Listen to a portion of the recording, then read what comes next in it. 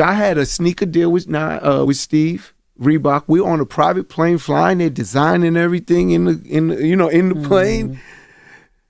And then he seen the future and pulled everything, whoop, and switched it.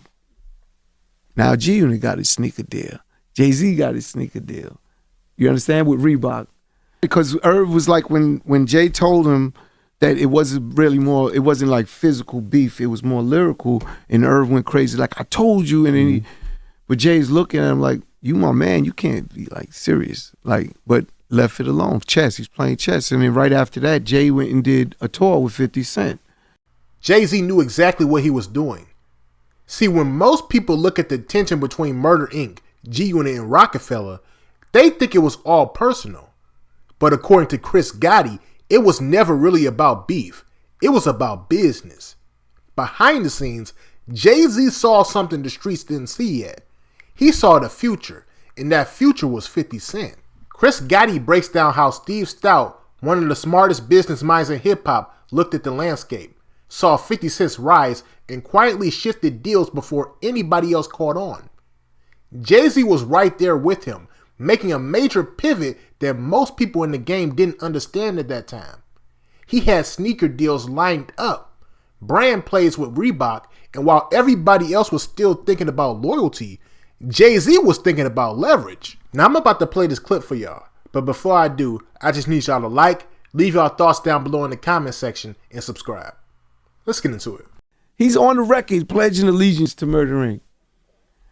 And then Stout seeing the future, in my opinion. And again, to his credit, I'm not knocking Stout. This dude is brilliant. In the book of hip hop, he has to be one of the most iconic people in that book.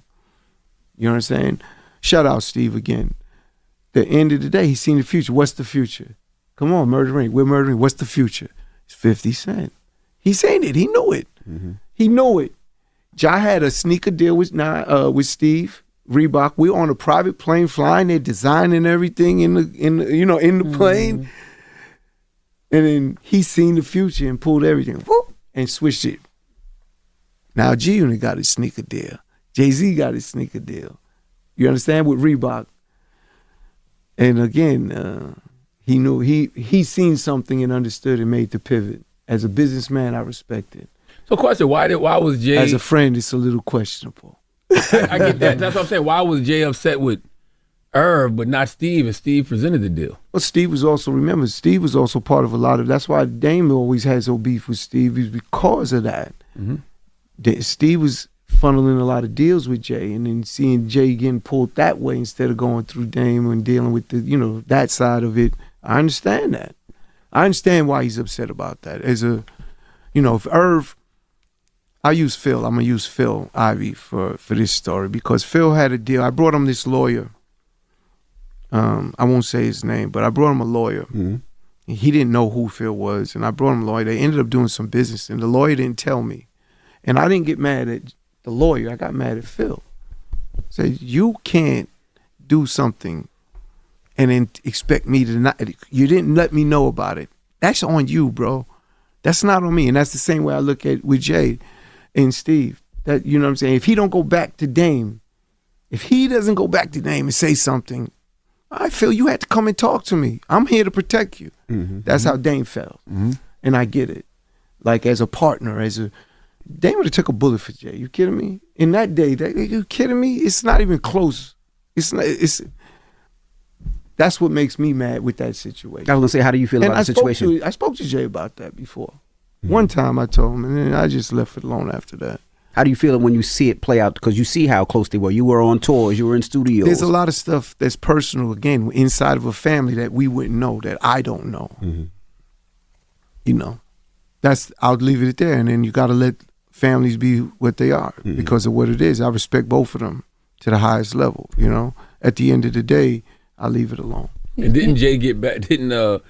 I think I heard you tell a story about how when Jay used Irv's same line against him. Oh yeah, the same line. Because Irv was like when Jay told him that it wasn't like physical beef, it was more lyrical, and Irv went crazy like, I told you, and then but Jay's looking at him like, you my man, you can't be like serious, like, but left it alone. Chess. He's playing chess. And then right after that, Jay went and did a tour with 50 Cent.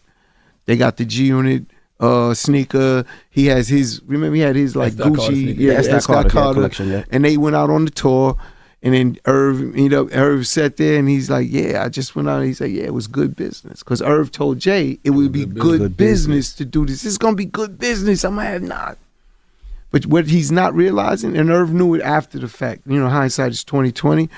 He realized that was one of his biggest mistakes with Jay. Mm-hmm. It took a lot to fix that. Mm-hmm. But they finally did fix it. Oh, yeah, we had multiple conversations. But, it wasn't never the same, right? It was never the same. Mm-hmm. Like, what's that record? And Jay says, gotta consult Irv Gotti, y'all. Heads got to roll. Yeah. Right? Mm-hmm. That's a fact. Jay took that off every forward record. Think about how serious that is. Mm-hmm. That he said, no, I don't want to hear that no more. Mm. You can't get that unless you have the old original. It's bleeded out. It's bleeped out. It is? I didn't know that. It's called remastering, baby. Oh, so remastering with the Heads got to roll. I didn't know that. Yeah, gone. I remember that. Does not exist. Go get that record and see if you could hear it. Go to Apple Music and see if you hear it. I'm bad with titles. As much as I'm terrible with titles and names and stuff, I don't remember the title of the record. It's on Streets is Watching. The Streets is Watching, but it's only a customer. It's only a customer. Only a customer. Jay used to sit in my office literally to wait to talk to Irv. That's how deep that was.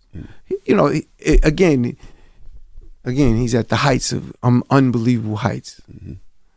People may not like to hear that, but if it's true, it's true. You know what I'm saying? And it's not one time, it's multiple times. Yo, is Irv coming? I was like, yo, you understand my office? Go ahead. I'll lock the door, whatever.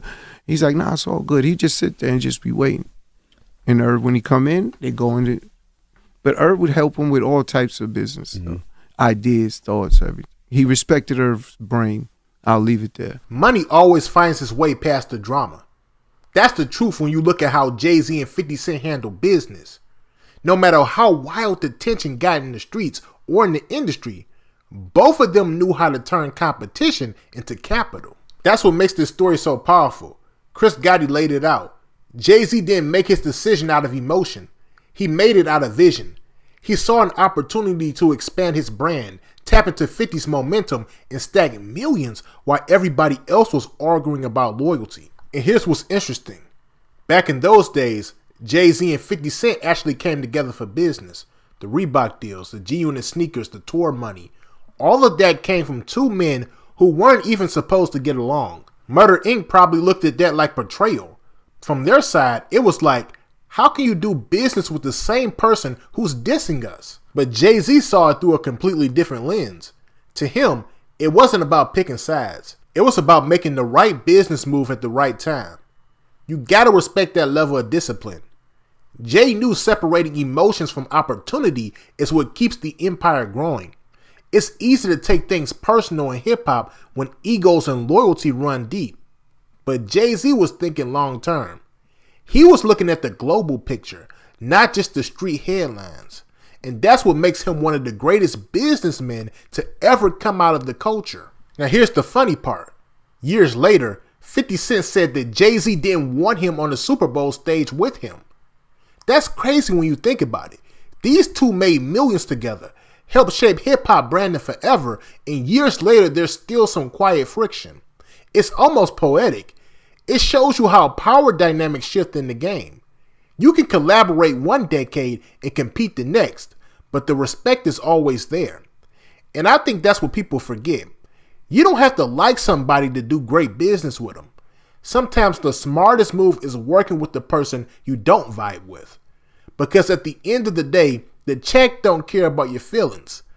Jay-Z understood that, and so did 50. That's why both of them built empires that lasted. Even Chris Gotti admitted it. Jay-Z made a move that Murder Inc. didn't understand at the time. It hurt feelings, it blurred loyalties, but years later, you look back and realize he was right. He saw where the culture was going before most people did. It's like he was already thinking in terms of brand partnerships, sneaker lines, corporate structure, and expansion. He wasn't stuck in the moment. He was building for the future. That's the real lesson here. You can be loyal to your people and still make decisions that secure your legacy. It's not betrayal, it's evolution. And that's what separates good artists from great moguls. Jay-Z didn't just want hits, he wanted history. 50 Cent had that same hunger. That's why their stories always seem to cross paths, no matter how different they are. Because when you strip all the drama away, the truth is simple. These two men showed us that smart business can outlast any beef. They proved that strategy will always beat emotion. And most of all, they reminded everybody in hip-hop that getting money doesn't mean you're disloyal. It means you're thinking bigger. So let me ask y'all this. Do you think Jay-Z was wrong for doing business with 50 Cent after everything that went down?